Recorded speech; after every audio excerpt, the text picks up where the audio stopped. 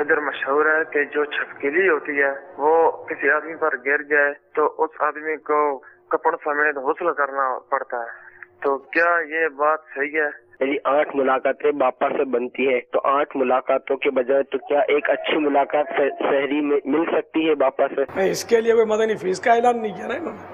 آؤں گا سحری کے لیے، ساتھ میں بٹھا لینا، پھر میں تم گھر کو نہ کھینچو، نہیں جاتا میں چھوڑ کے فیضان مدینہ نہیں جاتا، اس طرح کوئی پیغام دو تو پھر میں بھی کوئی سحری کے لیے آپ کے لیے جگہ بناؤں۔